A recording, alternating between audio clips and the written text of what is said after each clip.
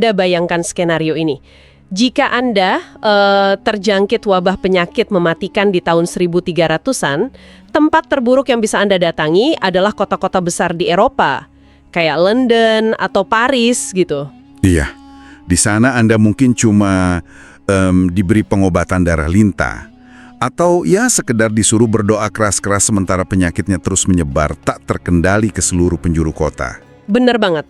Tapi, nah di sini menariknya, jika Anda berada di Timur Tengah pada era yang sama persis, ceritanya bakal sangat mengejutkan. Pasti, sangat drastis perbedaannya.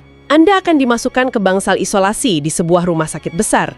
Anda dirawat oleh dokter berlisensi dengan prosedur karantina yang bisa dibilang sama persis dengan yang kita lakukan pas pandemi global baru-baru ini. Betul sekali.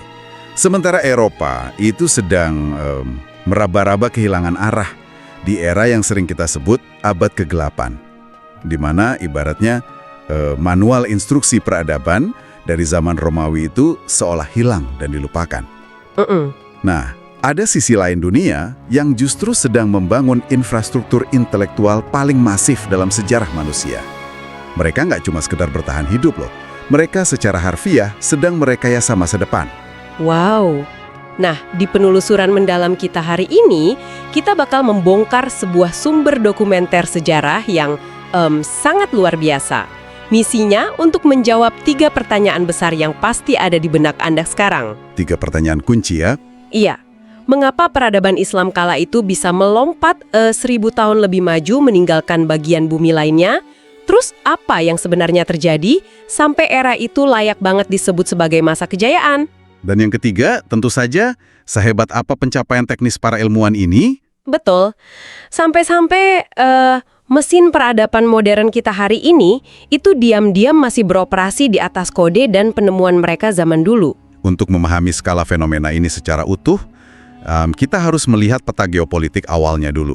Oke, mari kita bedah ini. Gimana peta awalnya? Sekitar 100 tahun setelah Islam muncul di semenanjung Arab, wilayah kekuasaannya meledak dengan sangat cepat. Dari Timur Tengah, berekspansi ke Afrika Utara, sampai merambah masuk ke Asia Tengah. Itu di bawah kekhalifahan Umayyah dan Abbasiyah kan? Tepat. Dan ini bukan sekedar penaklukan militer biasa. Ini tuh momen pergeseran tektonik. Momen di mana kekhalifahan ini mulai mengambil alih estafet tongkat keilmuan dari sisa-sisa peradaban kuno sebelumnya. Tunggu sebentar. Sebelum kita membahas sehebat apa temuan teknis mereka nanti, saya ingin tahu soal bensinnya. Bensin intelektualnya. Iya. Biasanya kan ketika sebuah peradaban baru berekspansi bawa panji agama, yang terjadi adalah penyeragaman paksa. Maksud saya, mereka cenderung membuang budaya atau ilmu masa lalu yang nggak sejalan dengan dogma ajaran mereka. Logis, itu memang pola sejarah yang umum. Tapi dari sumber yang kita baca, yang terjadi di sini justru sebaliknya kan? Mengapa dorongan agamanya tidak malah menekan sains? Yang sangat menarik di sini adalah ada perpaduan antara dorongan spiritual yang sangat spesifik dan pragmatisme brutal. Pragmatisme brutal gimana maksudnya? Itu berbunyi ikro, artinya bacalah, telaah, atau pahamilah. Terus ada banyak literatur dari hadis yang eksplisit banget menjadikan pencarian ilmu itu sebagai kewajiban mutlak. Jadi itu bukan pilihan ya, tapi kewajiban. Benar. Jadi buat mereka saat itu, meneliti bintang, menghitung rumus matematika, atau membedah anatomi tubuh, itu bukan sekadar hobi akademik sampingan. Terus? Itu diyakini sebagai bentuk ibadah tertinggi untuk memahami ciptaan Tuhan. Saya masih agak sulit memahaminya nih. Maksudnya Aristoteles, Plato, atau ilmuwan Persia dan India itu kan jelas-jelas bukan Muslim. Betul, mereka dari peradaban pagan atau kepercayaan lain. Iya kan, ajaran mereka di luar Islam. Apakah saat itu tidak ada semacam penolakan dari otoritas kerajaan untuk nggak mengadopsi ilmu dari luar yang dianggap kafir gitu? Nah, keterbukaan pola pikir mereka saat itu sangat radikal untuk ukuran abad pertengahan. Mereka pakai prinsip yang sangat modern. Kebenaran adalah kebenaran, tidak peduli dari mulut siapa keluarnya. Wow! Selama metode itu bisa diuji logis dan terbukti memajukan kesejahteraan umat, ya mereka ambil. Tapi tentu saja, kemauan mental sekuat ini nggak bakal memicu revolusi kalau nggak ada teknologi katalisatornya. Oh, saya tahu ini. Kertas. Di sumber kita dicatat ada yang namanya pertempuran Talas di tahun 751 Masehi. Tepat sekali. Itu titik baliknya. Jadi pasukan Muslim menang, terus menangkap tahanan perang dari China. Dan ternyata, beberapa tahanan ini tahu rahasia cara bikin kertas kan? Iya. Anda harus ingat, sebelum momen itu, peradaban Eropa terpaksa nulis pakai perkamen dari kulit hewan. Yang pastinya mahal banget dan ribet bikinnya. Luar biasa mahal dan memakan waktu. Atau mereka pakai papirus yang gampang hancur. Nah, teknologi kertas dari China ini langsung diadaptasi. Dalam waktu singkat, pabrik kertas pertama di luar China itu dibangun di Baghdad. Kertasnya murah, kuat, dan gampang diproduksi massal ya. Sangat gampang didistribusikan. Berarti, kalau boleh saya analogikan nih, kertas pada masa itu ibarat internet bagi kita sekarang, bukan? Analogi yang sangat brilian. Kertas adalah infrastruktur fisiknya. Iya, kan kalau Eropa lagi kehilangan manual peradaban karena buku-buku kulitnya hancur atau mahal, Baghdad justru lagi ngebangun semacam mesin pencari pertama di dunia. Ilmu yang tadinya eksklusif dan lambat, mendadak jadi viral di kalangan publik. Benar sekali. Dan jangan lupakan bensin pelengkapnya, yaitu kekuatan modal. Uang dari mereka? Kekhalifahan Abbasiyah mengalokasikan presentasi dana kas negara yang super besar. Dana dari pajak dan rute perdagangan jalur sutra itu disiramkan untuk pendidikan dan proyek terjemahan buku. Sekelas anggaran negara ya? Iya, persentase anggarannya jauh lebih masif dari banyak negara superpower modern saat ini loh. Paduan kertas murah dan kucuran dana tanpa batas ini bikin tingkat literasi mereka meroket.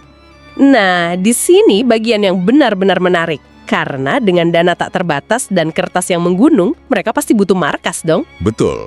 Mereka butuh pusat komando. Maka mereka mulai membangun apa yang mungkin sekarang kita sebut Silicon Valley abad pertengahan. Institusi pendidikan pertama di dunia. Yang paling ikonik pasti Baitul Hikmah atau House of Wisdom di Baghdad. Di Baitul Hikmah inilah sebuah gerakan besar yang dinamakan Gerakan Terjemahan dimulai.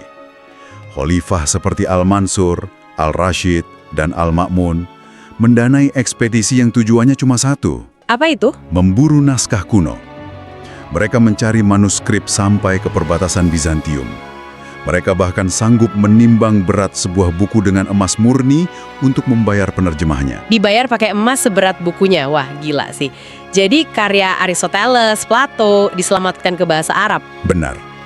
Kalau tidak diterjemahkan saat itu, mungkin karya-karya fundamental itu sudah musnah. Tapi tunggu. Apakah mereka ini di Baitul Hikmah cuma bertugas sebagai mesin fotokopi kuno? Mesin fotokopi gimana? Ya, maksudnya kalau mereka cuma sekedar nerjemahin teks dari Yunani ke Arab kata per kata, rasanya pencapaian itu belum cukup keren untuk disebut era keemasan sains. Pertanyaan yang sangat tajam. Dan disinilah letak bedanya. Mereka sama sekali bukan penerjemah pasif. Mereka ngapain lagi emangnya? Pas mereka menerjemahkan naskah Aristoteles, mereka nulis catatan dan komentar panjang di pinggiran halamannya.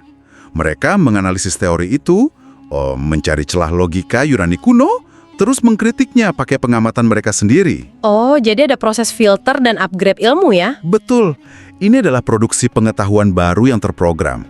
Dari sinilah lahir madrasah, yang jadi cikal bakal universitas modern kita. Iya, di sumber kita muncul nama Universitas Al-Qarawiyyin.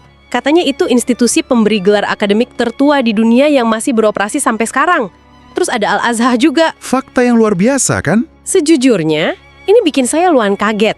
Karena kalau kita dengar kata madrasah kuno, bayangan di kepala tuh kayak santri yang cuma duduk melingkar ngafalin ayat agama atau hukum fikih. Tapi ternyata kurikulum mereka ini sangat terbuka. Sangat terbuka. Di satu kompleks gedung yang sama, ada masjid, perpustakaan megah, dan kelas. Pagi hari, murid mungkin mendalami tafsir agama. Terus siangnya? Begitu siang, mereka masuk kelas untuk membedah filsafat alam Yunani, berdebat soal logika, memecahkan aritmatika, sampai belajar astronomi dan astrologi tingkat lanjut. Nggak ada pemisahan ya antara ilmu agama dan ilmu sains. Belum ada sekat sekuler dan suci pada saat itu. Semuanya dianggap sebagai satu usaha manusia untuk memahami cara Tuhan merancang alam semesta. Tapi, kurikulum campur aduk begini pasti ada efek sampingnya dong. Kalau Anda ngajarin doktrin agama, tapi di sisi lain melatih otak murid buat kritis habis-habisan ala Yunani, perdebatan pasti meledak dong di masyarakat. Anda benar. Ledakan benturan ide itu memang terjadi, dan itu melahirkan tradisi pemikiran rasional yang luar biasa dinamis. Salah satunya adalah munculnya aliran Mu'tazilah. Aliran apa itu? Secara simpel, mereka ini cendekiawan yang sangat mendewakan akal sehat. Mereka percaya keras bahwa wahyu Tuhan sekalipun itu harus bisa masuk akal dan sejalan dengan logika rasional manusia. Wah, itu pandangan yang lumayan berani dan ekstrim ya buat abad pertengahan yang biasanya sangat dogmatis. Pasti memancing perlawanan balik dari tokoh agama arus utama. Tentu saja. Maka terjadilah debat intelektual lintas generasi.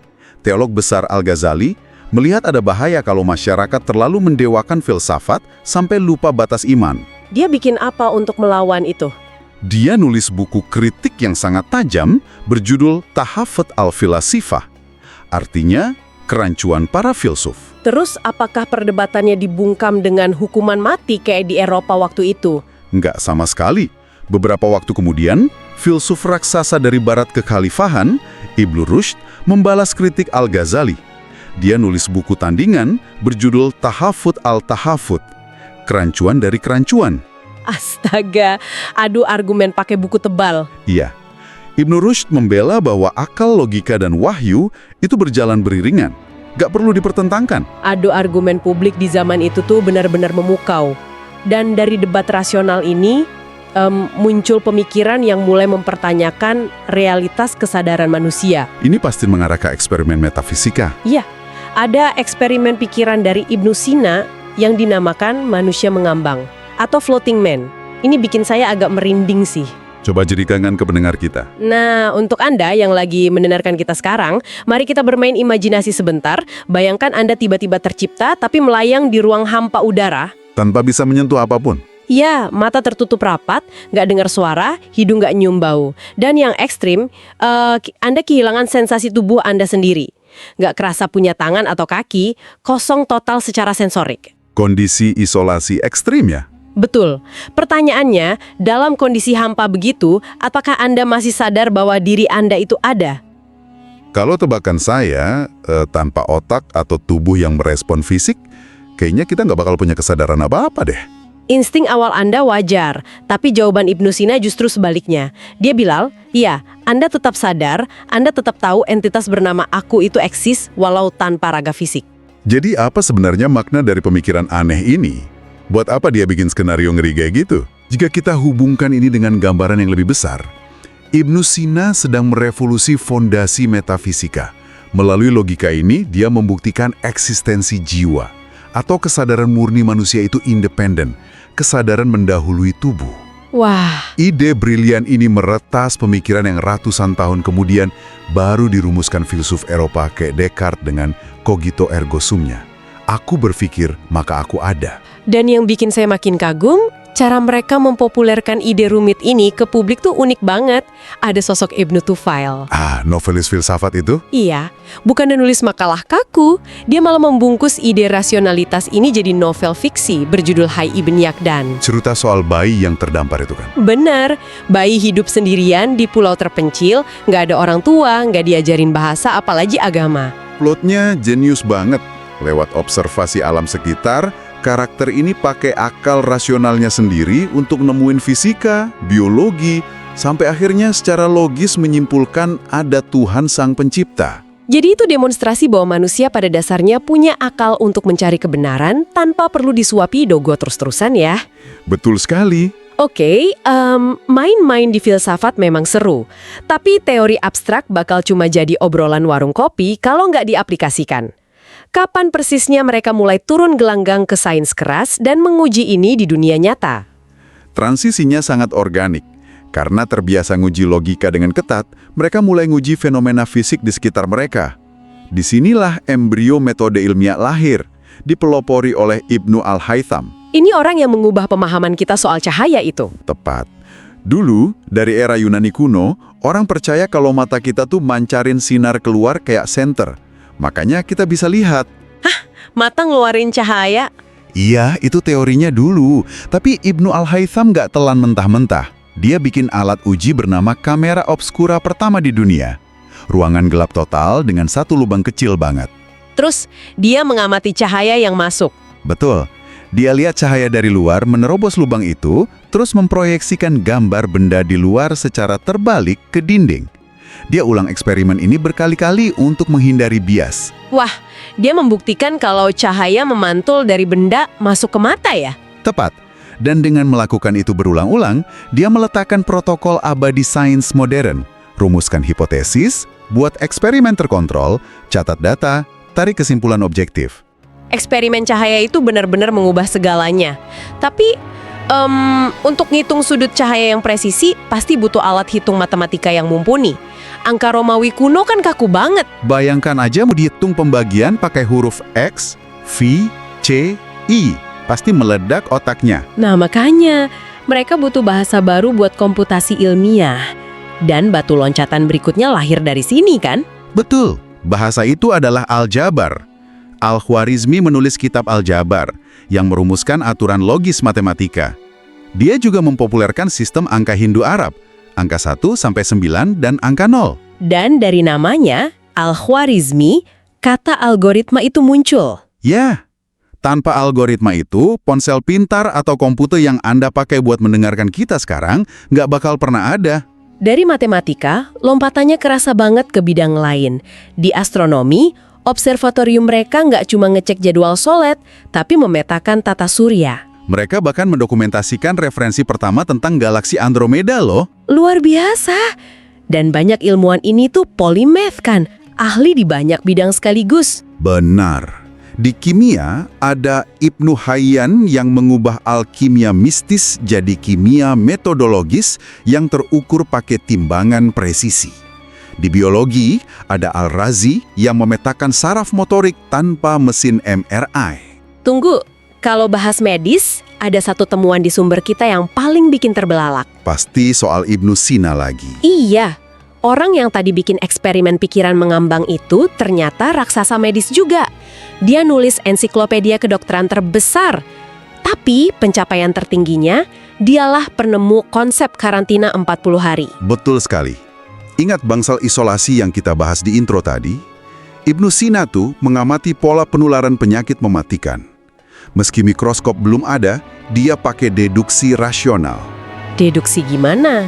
Dia menyimpulkan, pasti ada partikel kecil tak kasat mata yang menyebar di udara, air, dan antar manusia. Partikel tak kasat mata. Dia udah sadar ada kuman, dan cara buat menghentikannya ya cuma dengan ngebatasin pergerakan manusianya. Tepat. Dia merekomendasikan isolasi 40 hari ketat. Konsep ini kemudian dicontek kota Venesia saat wabah Black Death menghantam Eropa. Venesia maksa awak kapal laut diam di kapal 40 hari. Dan bahasa Italianya 40 hari itu kuarantena kan? Iya, asal kata karantina yang masih kita pakai saat pandemi kemarin. Wow. Medis, matematika, fisika, semua disapu bersih. Tapi belum berhenti di situ. Di sumber ini, ada bidang sosial kemasyarakatan. Saya selalu diajari kalau bapak sosiologi itu orang Eropa abad 18. Tapi di sini ada Ibnu Khaldun. Ibnu Khaldun benar-benar jauh mendahului zamannya. Lewat bukunya Muqaddimah, dia nggak sekedar nyatat sejarah dangkal siapa membunuh siapa. Dia nanya mengapa sebuah masyarakat bisa bangkit terus runtuh. Dia membedah iklim, psikologi kelompok, dan ekonomi. Ya, dia bahkan mencetuskan teori ekonomi makro soal nilai tenaga kerja, konsep yang sangat mirip sama teori Adam Smith atau Karl Marx berabad-abad kemudian. Dia juga bikin nenek moyang sistem PDB buat ngukur kesehatan finansial negara. Nah, semua rincian luar biasa ini akhirnya membawa saya ke pertanyaan paling besar. Silakan. Kalau peradaban mereka sudah sekuat itu, punya medis canggih, teleskop, algoritma, sampai ekonomi makro, kenapa Silicon Valley abad pertengahan ini bisa hancur lebur? Apa penduduknya tiba-tiba berhenti baca buku semalaman? Ironisnya, jawaban teka-teki itu sudah diprediksi sama Ibnu Khaldun sendiri di teori siklus kerajaannya. Mereka nggak tiba-tiba jadi bodoh. Kehancurannya itu karena badai sempurna, perpaduan konflik internal dan kiamat dari eksternal. Internalnya kenapa tuh? Ada pergolakan politik suksesi, dana riset dari istana mulai dipotong, terus muncul gelombang ortodoksi agama kaku yang mencoba membatasi pemikiran bebas. Tapi, itu cuma riak kecil dibanding tsunami eksternal yang datang. Tsunami fisik, maksudnya invasi bersenjata ya? Ya, tahun 1258 adalah tahun paling memilukan. Pasukan Mongol yang dipimpin Hulagu Khan tiba dan mengepung Baghdad. Mereka menghancurkan semuanya. Pemusnahan total, Baitul Hikmah diratakan dengan tanah. Catatan sejarah bilang, air sungai Tigris itu berubah jadi hitam pekat selama berhari-hari karena tinta jutaan buku yang dilempar ke air. Ya ampun. Lalu airnya berubah merah padam karena darah cendekiawan dan warga yang dibantai.